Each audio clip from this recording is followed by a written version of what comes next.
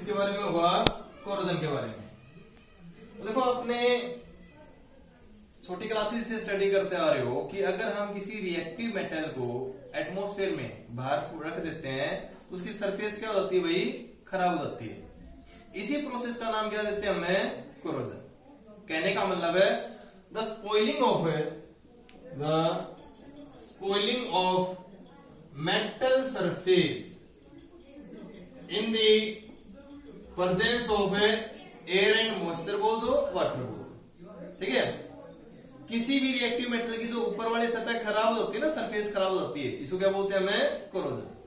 लेकिन अगर हम उन मेटल में आयरन का एग्जांपल ले लेना तो इस कोरोजन का क्या नाम पड़ जाएगा भाई, रस्टिंग। आगे इतनी बात समझ में, ठीक है। अब बात आती है अगर तुम्हारे से कोई पूछ ले कि what is the mechanism of rusting, कहने वालों जंग लगता कैसे है, तो आप क्या दोगे कि भाई कंडीशन कितनी थी हमारे पास है जंग लगने के लिए, दो, एक तो प्रेजेंस ऑफ एयर और एक है मॉइस्चर। एयर में क्या क्या प्रेजेंट होता है, जो एयर में होता है कार्बन का ऑक्साइड, सल्फर का ऑक्साइड, नाइट्रोजन का ऑक्साइड, है ना। और जब ये वाटर के साथ रिएक्शन करते हैं तो क्या बना देंगे, carbonic acid, sulphuric acid, nitric acid, इस तरीके से फॉर्मेशन करेंगे एसिड की। अब बात तो यहीं पे समझ में आ जाती है कि जब किसी एसिड को हमें किसी मेटल सरफेस के ऊपर डालें, किसी भी चीज के ऊपर डालते हैं तो क्या कर देता है एसिड, उसको जला देता है ना, उसका सरफेस क्या कर देता है, खराब कर देता है। लेकिन तुम्हें एक्सप्लेन कैसे करना पड़ेगा कि जी एसिड क्या प्रोड्यूस करेंगे, H पॉजिटिव आयन, और जैसे ही आयरन H पॉजिटिव आयन के कांटेक्ट में आएगा तो क्या कर देगा, इलेक्ट्रॉन को लॉस करके Fe2+ में कन्वर्ट हो जाएगा। और वो H पॉजिटिव आयन उन इलेक्ट्रॉन को गेन करके ऑक्सीजन के प्रेजेंस में क्या बना देंगे, वाटर की फॉर्मेशन कर देंगे। आ रही बात सुनने, है ना। कहने का मतलब ये है कि अगर इन दोनों इक्वेशन को एक साथ भी लिख सकते हैं, कोई जरूरी नहीं कि अलग अलग याद रखो तुम। आप सीधा सीधा क्या बोलोगे कि जब आयरन H पॉजिटिव आयन के कांटेक्ट में आया in the presence of oxygen, तो किसमें कन्वर्ट हो जाता है भाई, Fe2+ में H2 में कन्वर्ट हो जाता है। बोलो समझ आया, ठीक है। अब बाद में आप क्या बताओगे कि जी आप कंडीशन बताओ कौन सी थी, एक तो एयर की प्रेजेंस थी ना, तो अब ये जो Fe2+ है ना वो क्या करेगा, ऑक्सीजन के साथ रिएक्ट करेगा in the presence of water, यहां पर क्या बना देगा, ये Fe2O3 plus H positive ion बना देगा। पहली कंडीशन खत्म हो गई कि जो आयरन है वो ऑक्सीजन के साथ रिएक्शन करके क्या बना देती है, Fe2O3। दूसरी कंडीशन क्या थी, एयर के साथ साथ है वाटर की प्रेजेंस ना, तो अब ये जो Fe2O3 है ना वो क्या करेगा, वाटर के साथ रिएक्ट करके क्या बना देगा भाई, Fe2O3 H2O में कन्वर्ट हो जाएगा। और ये किसका फार्मूला होता है, रस्टिंग का। बोलो समझ आ गया, ठीक है। तो ये था आपका पास मैकेनिज्म ऑफ कोरोजन। अब बात आती है कि कोरोजन के ऊपर अफेक्ट करने वाले फैक्टर कौन कौन से हैं, कहने वाला फैक्टर अफेक्टिंग कोरोजन। तो फैक्टर में दो सीधे सीधे याद कर रखे हमने, एक तो प्रेजेंस ऑफ एयर, दूसरी प्रेजेंस ऑफ वाटर। नंबर 3 क्या बताते हो कि जी लोहे के ऊपर जंग लग जाता है। अगर हम मान लो कोई और मेटल देखते हैं, कॉपर की मेटल देखते हैं, उनके ऊपर भी जंग लगता देखा हमने, है ना। लेकिन गोल्ड के ऊपर कहने वाला गोल्ड की सरफेस जल्दी से खराब नहीं होती ना, क्यों, क्योंकि तुम क्या बोलते हो कि वो क्या होती है, लेस रिएक्टिव होती है। कहने का मतलब ये हुआ कि जो तीसरा फैक्टर होगा ना वो क्या होगा, रिएक्टिविटी ऑफ मेटल। आगे ऑप्शन में जितना ज्यादा रिएक्टिव मेटल होगा उतना ज्यादा क्या लगेगा उसके ऊपर, कोरोजन लगेगा। अगले वाला फैक्टर कौन सा हो जाएगा, इम्प्योरिटी।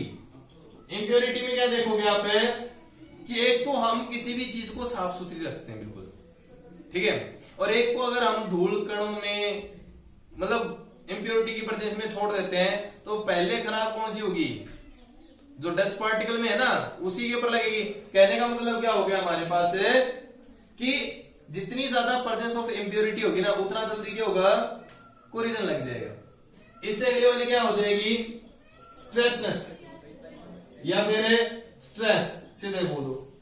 आपने देखा होगा कि हम आयरन की गेट का एग्जांपल ले लेते हैं। जो गेट होता है उस गेट के कॉर्नर पे जल्दी जंग लगता है या फिर मिड में? तो आप क्या लाओगे, जहां पर कॉर्नर है ना वहां पर जल्दी जंग लगता है, क्योंकि वहां पर स्ट्रेचनेस ज्यादा है। जितना ज्यादा वो स्ट्रेच होगा वो क्या होगा, उतना जल्दी खराब होता है। आगे बात सुनने।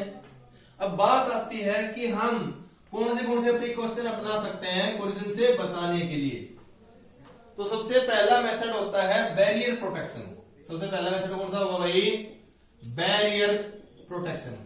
तो बैरियर प्रोटेक्शन में आप क्या देखोगे, आपने बैरियर का नाम सुना होगा, है ना। बैरियर क्या कर देता है, किसी भी गाड़ी को आगे जाने से रोकता है ना।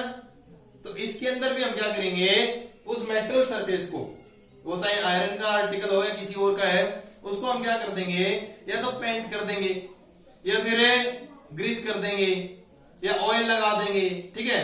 तो उसके कारण क्या होगा, पेंट लगाने के कारण वो जो मेटल है या जो आयरन है वो हवा और वाटर की कांटेक्ट में नहीं आ पाएगा, तो उसके ऊपर जंग भी नहीं लगेगा ना, ठीक है। तो इसको क्या बोलते हैं हमें, बैरियर प्रोटेक्शन। एक इसी के अंदर गैल्वेनाइजेशन मेथड भी आता था। गैल्वेनाइजेशन में क्या करते हैं, हमें किसी लेस रिएक्टिव मेटल की इसके ऊपर क्या कर देते हैं, हमें इलेक्ट्रोप्लेटिंग कर देते हैं। आगे समझ में, ठीक है। इससे अगले वाला कौन सा है हमारे पास है, कैथोडिक प्रोटेक्शन। तो कैथोडिक प्रोटेक्शन में आप क्या देखोगे कि जो मैकेनिज्म हमने सिखाया था वहां पर आपने क्या देखा था कि जो आयरन जो है वो Fe2+ में कन्वर्ट हो रहा था ना, उसी के बाद वो फैक्टर हमने एक्सप्लेन किया था ना कि ये ऑक्सीजन के साथ रिएक्शन करेगा, फिर वो Fe2O3 में कन्वर्ट होगा। कहने का मतलब ये है कि अगर आयरन Fe2+ में ही ना होता तो ऑक्सीजन के साथ रिएक्ट नहीं करता ना।